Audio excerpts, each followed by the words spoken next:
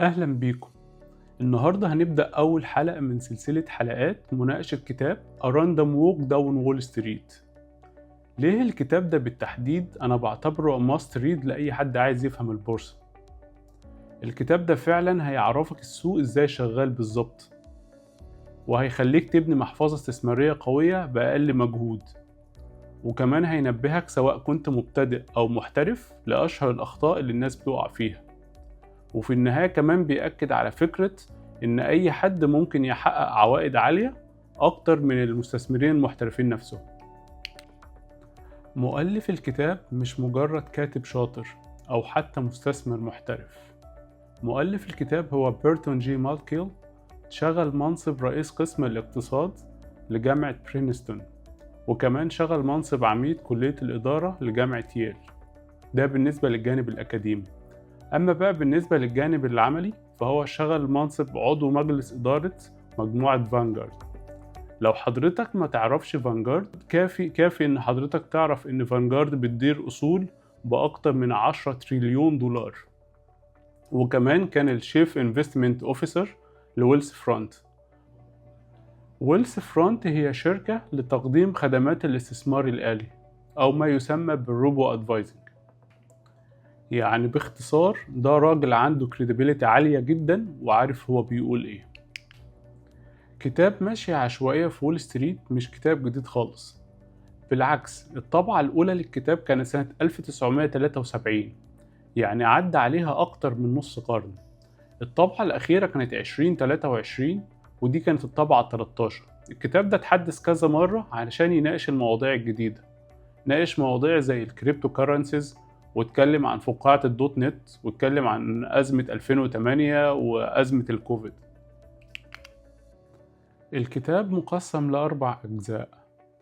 نقطة البداية اللي بيبدأ بيها الكاتب هنا إيه اللي بيحدد سعر السهم، أو ليه سهم معين سعره كذا.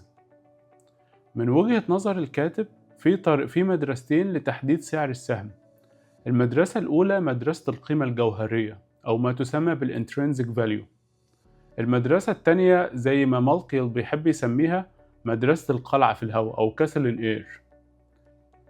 بالنسبة للمدرسة الأولى مدرسة القيمة الجوهرية، هنا المستثمرين بيعتبروا إن كل شركة لها قيمة بحد ذاتها. القيمة دي بيتم تحديدها بناء على الأرباح المستقبلية للشركة، النمو، الإدارة، مستوى الديون في الشركة وهكذا. هنا المستثمرين بيحددوا الانترنسيك فاليو للشركة، ولو لقوا سعر السهم أقل من القيمة الجوهرية للشركة بيتم اعتبار إن دي فرصة شراء.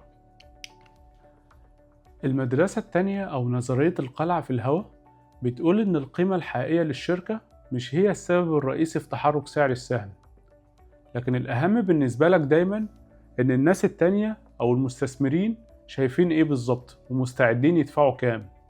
يعني حضرتك هنا بتركز على نفسية المستثمرين، برهانك دايما قايم إن في شخص تاني مستعد يدفع مبلغ أكبر من المبلغ اللي أنت دفعته.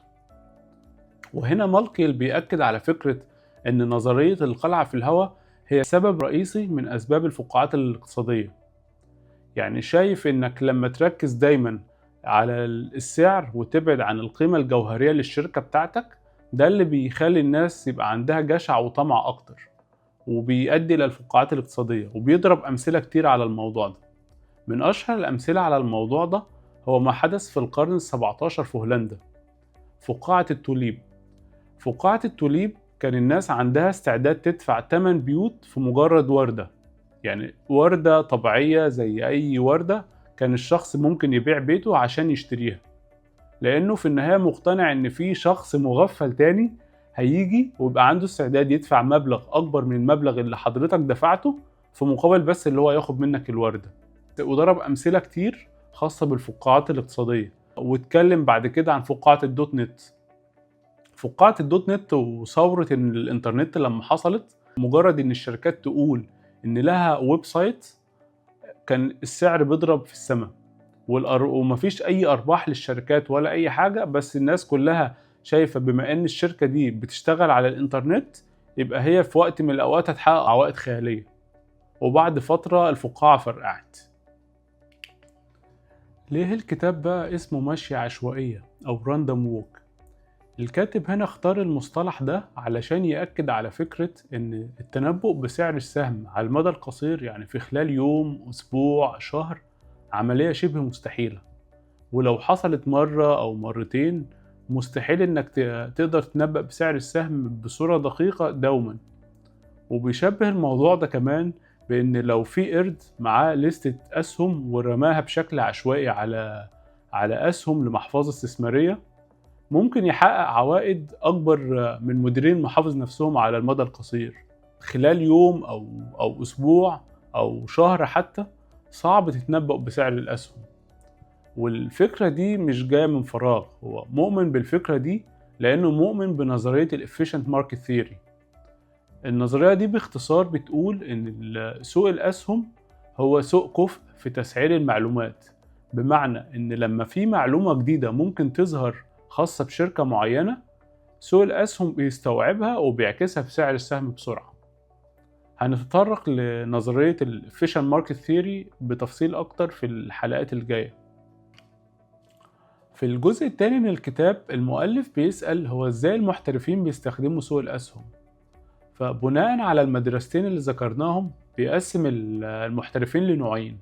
نوع بيستخدم تحليل يسمى بالتحليل الأساسي أو الفاندامنتال أناليسيز، ودول ناس دايما بتحاول تدور على مستوى الربحية في الشركة. هتسمع دايما مصطلحات زي الريفينيو، الفري كاش فلو أو البي ريشيو. دول دايما بيدوروا على القيمة الجوهرية للشركة، ولو سعر السهم في السوق أقل من القيمة الجوهرية فدي فرصة شراء. أما النوع التاني اللي بيستخدم المدرسة التانية وهي مدرسة القلعة في الهواء، شايف إن دايما سعر السهم بيعتمد على الناس التانية عايزة إيه بالظبط. بيحاولوا دايما يتنبؤوا بسعر السهم، فهتسمع دايما مصطلحات زي الترند is your friend. هتلاقي مصطلحات زي مستويات الدعم ومستويات المقاومة، وهتلاقيهم دايما بيحاولوا يبصوا لتشارتس معينة عشان يتنبؤوا بسعر السهم. المؤلف هنا ضد التحليل الفني قولا واحدا، وشايف ان التحليل الفني ده عبارة عن شوية جامبلينج او قمار وعمره ما هيأدي النتيجة، وشايفه اقرب للخرافة والشعوذة. اما بالنسبة للتحليل الاساسي فالمؤلف شايف ان التحليل الاساسي برضه على المدى البعيد عمره ما هيتغلب على صناديق المؤشرات. في إحصائية موجودة في الكتاب بتقول إن 85% من صناديق الاستثمار بتفشل في تحقيق عوائد أكبر من ال S&P 500 أو المؤشر العام للسوق على مدار 15 سنة. فأنت متخيل 85% بيفشلوا في تحقيق عوائد أكبر من ال S&P 500. فده بيأكد على فكرة إن الاستثمار في صناديق المؤشرات بفرصة كبيرة ممكن يحقق لنا عوائد أعلى من مديرين المحافظ المحترفين نفسهم. في الجزء الثالث من الكتاب المؤلف بيتكلم عن الطرق الحديثة عن الاستثمار، وأول حاجة بيتكلم عنها المخاطرة. المقصود بالمخاطرة مش إنك تخسر فلوسك بس، لا، المخاطرة ممكن تعبر كمان عن الفولاتيليتي في سعر السهم، بمعنى إن السهم ده بيعلى بسرعة قوي أو يوطى بسرعة قوي. المؤلف هنا قسم المخاطرة لنوعين. في حاجة اسمها سيستماتيك ريسك، ودي المخاطرة المنتظمة، ودي مقصود بيها المخاطرة على السوق ككل. دي اللي بتحصل عن طريق أزمة عالمية اقتصادية أو حدوث حرب عالمية ثالثة، أو ممكن مثلا جائحة زي جائحة كورونا. دي كلها أنواع من المخاطر اللي احنا مش هنقدر نتجنبها. النوع التاني من المخاطرة هي الانسيستماتيك ريسك، ودي المخاطرة اللي خاصة بشركة معينة مثلا، يعني في منتج معين فشل، في حصلت فضيحة معينة. الكاتب هنا بيقول ان احنا نقدر نتغلب عن النوع التاني من المخاطرة او على الانسيستماتيك ريسك عن طريق الديفرسيفيكيشن. التنويع هنا هو اساس نظرية مهمة جدا مؤلفها حاصل على جائزة نوبل، وهي نظرية المحفظة الحديثة او Modern Portfolio Theory.